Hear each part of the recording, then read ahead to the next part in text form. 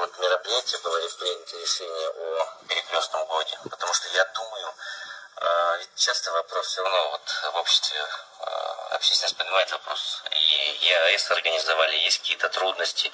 Вот мне кажется, не хватает именно общения и контакта на улице на уровне народов и культур. Это пока еще не народный союз. Вот. И вот сейчас новая партия у нас организовалась. Я являюсь председателем Беремлик.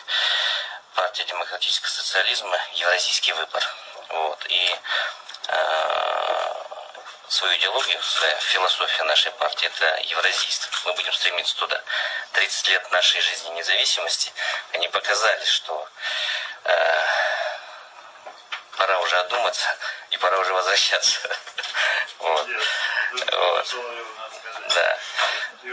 Да. И вот, да. И мы планируем провести конференцию у нас.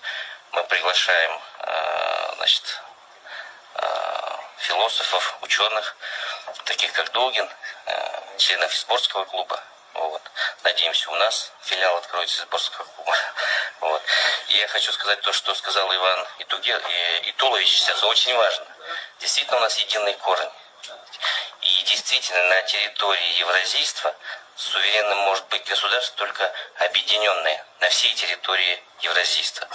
И для того, чтобы мы, вот, кыргызы, не потеряли свою субъектность, мы должны быть сейчас вместе и интегрироваться.